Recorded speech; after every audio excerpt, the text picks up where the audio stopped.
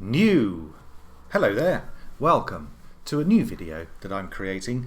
Why am I doing a new video? Well, because my last one was such a flop. Almost like the Flash in those proportions. Almost like the Little Mermaid. Almost like Haunted Mansion or Indiana Jones and the Dial of Destiny. Yes, my last video, ladies and gentlemen, flopped big time. So I'm producing shorter ones for you to take away, and in it I'm going to take inspiration from my show, which I've just completed at various fringe festivals, called Truth, Love and Madness, and we're going to say up yours to the mental health industry. That's what we're here for. So this is a show about how to live successfully with depression while living in a world filled with hate, division and lies. What does your world consist of? Well, let's take some stuff up from this show, shall we? And try and find out where we are. Because in these short videos, I'm going to open up about my experience in the mental health system. I'm going to challenge the industry and offer tips on successfully living with bipolar, which is what I have. And you also get some Stoic guidance along the way and a bag of jelly baby nonsense to go with it. Isn't that right? Yes, it is. You see, both of us are saying yes. Are you a highly sensitive person? If so, welcome to the club. Now, our society. Let's talk about our society because it's a bit of a shit show. Dickens. If you read Dickens at the moment, any Dickens book, you can pick up any one. It pretty much describes the current way of life for most people in the UK. Maybe the world, but certainly in the UK, which is where Charles Dickens obviously set all of his stories. 2023. Read 1823. I'm reading Nicholas Nickleby at the moment, and in it a young man is sent out to work while his ruthless uncle takes control of the family and gets rich off the back of them. Is that any different to how we're living now? I mean, we've just voted Brexit. Well, didn't just vote Brexit. We have voted Brexit. We've got politicians in top hats and tails telling us how wonderful everything is, and Eton are gurgitating the same old bullshit. And we're expected to just lap it up and say, oh, you're so funny, you're so intelligent. Oh, look, he's just being silly. No, he's not. He's a Tory bastard.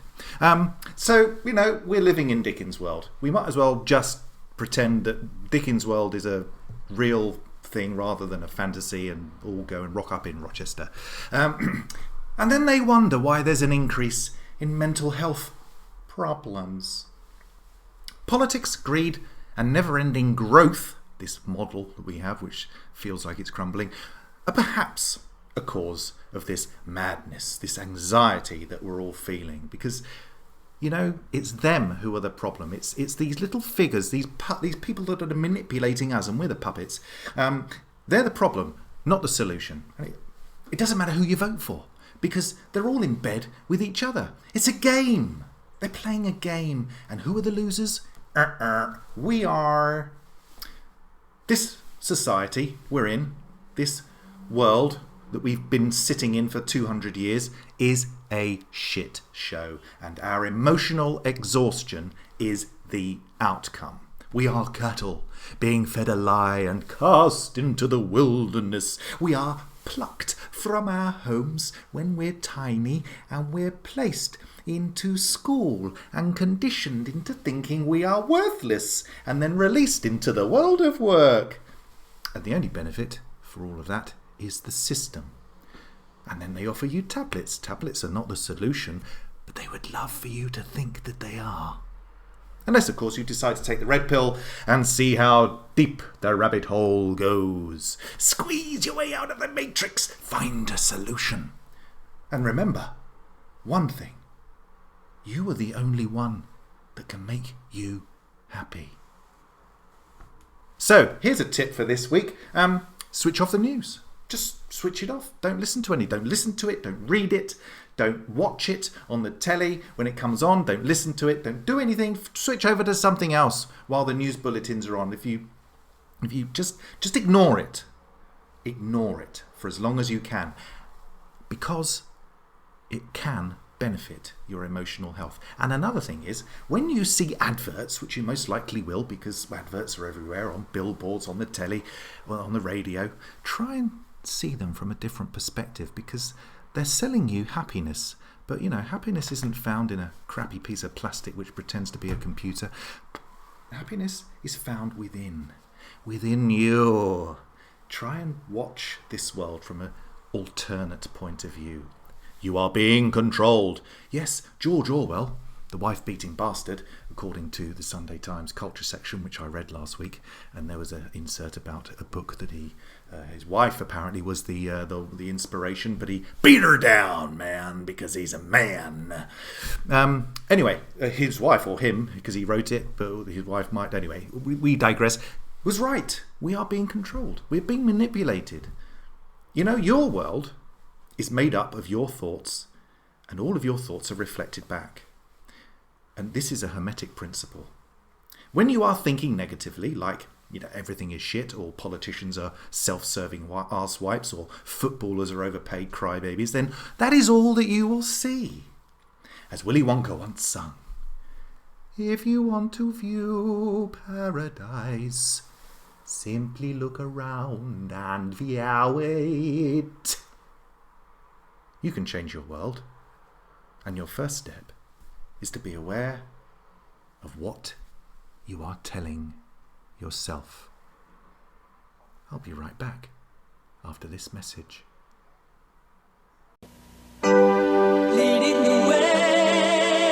TWA presents the difference between getting you where you're going and leading the way.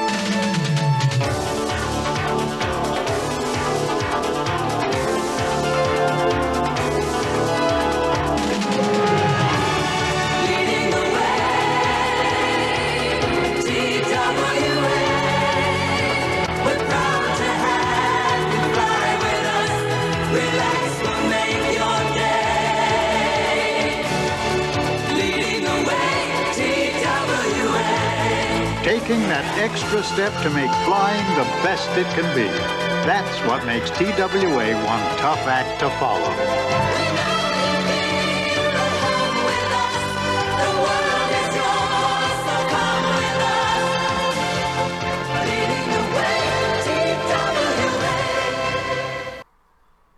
Oh, sorry.